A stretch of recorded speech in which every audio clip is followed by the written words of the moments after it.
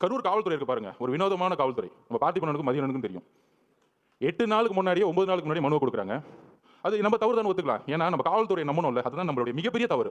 எங்களுக்கு அந்த அரசியல் தெரியல, ஒத்துக்கிறோம், சாரி. மக்களுக்கு நாங்கள் மன்னிப்பு கேட்கிறோம். அந்த ஒரு தவறு நாங்கள் எதுவும் செய்யல. எங்க மதியனோ பார்த்திபனோ பொதுச்செயலாளரோ காவல்துறை போய் நம்பினாங்க.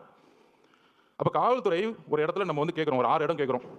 அப்புறம் காவல்துறை இருக்க டிஎஸ்பி, ஒரு சிறப்பு வாய்ந்த நேர்மையான டிஎஸ்பி, நம்ம விஜயகாந்த் சாரோட ஒப்பிடலாம், சினிமாவில் வர மாதிரி. அவர் தான் டிஎஸ்பி செல்வராஜ் அவர்கள். அப்படி அச்சுன்னு தும்னா கூட கட்சி பெற்று போவார். யாரு? நம்ம செந்தில் பாலாஜிக்கு கட்சி பெற்று போறவர் தான் அவர். அந்த இடத்துல அப்படி ஒரு ஆளை போட்டு வச்சிருக்காங்க. இருக்கு, வந்துட்டாரு. உங்க அப்பா சிபிஐ வந்திருக்காங்க, டெல்லியிலேருந்து வந்திருக்காங்க. சொல்றீங்களா 600 பேரை போட்டோம், அதில் ஏடிஜிபி சொல்றாரு 500 பேரை போட்டோம். இன்னொரு அமைச்சர் சொல்றாரு இல்ல நாங்கள் 700 பேர் போட்டோம். அதோ எல்லாம் ஸ்டேட்மெண்ட் போட்டோம். முதலமைச்சர் முதற்கொண்டு என்கொயரி பண்ணணும் இந்த விஷயத்தில், தகவல் சொன்னதுக்கு. அப்போ அண்ணன் மனு கொடுக்குறாரு. அந்த டிஎஸ்பி பார்த்திபன் கூட சண்டை போடுறாரு. எல்லாம் பதிவு இருக்கு, எல்லாம் சொல்லுவார் அண்ணன். என்ன சண்டை? அதில் வந்து கலெக்டர் வந்து சர்க்குலர் அனுப்புறாரு. என்ன சர்க்குலர்? 4 இடம் நீங்கள் எதை வேணா சூஸ் பண்ணிக்கலாம். அந்த 4 இடத்துல நம்ம கேட்ட இடம் ரவுண்டானா, கரெக்டான பார்த்திபன் லைட்டஸ்ட் ரவுண்டானா கேட்குறோம். இது ஆல்ரெடி கவர்மெண்ட் சர்க்குலர் கொடுத்துருக்க இடம். இதை டிஎஸ்பி அனுப்புறாரு. ஆனால் அடுத்த நாளே உத்தரவு வந்திருக்கும்.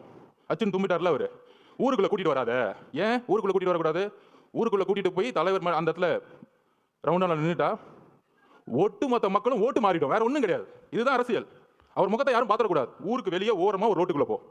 அங்கே நீ என்னை பற்றி பேசுறேன்னா ஃபர்ஸ்ட் செருப்பத்துக்கு அடிப்பேன், கலைபரம் பண்ணி பேசாமல் கிளம்பணும். இதுதான் திமுகவுடைய ரவுடி அரசியல். இந்த ரவுடி அரசியல் நமக்கு தெரியல, இதை நம்ம உணரல. காவல்துறை என்ன சொன்னிச்சு, நீங்க பத்திரமா இந்த தெருவிலே வாங்க, பாதுகாப்பெல்லாம் நாங்கள் பார்த்துக்கிறோம். காலையில் 9:30 மணிலிருந்து ஈவினிங் அவர் எந்தெந்த நொடியிலிருந்து வராரோ எல்லாமே லைவ்ல ஓடிட்டு இருக்கு. காவல்துறைக்கு தெரியாதா அவர் எங்க வராருன்னு? 1960 யாருக்கும் தினத்தந்தி பேப்பர் அடுத்த நாள் வர தெரியுதுக்கு.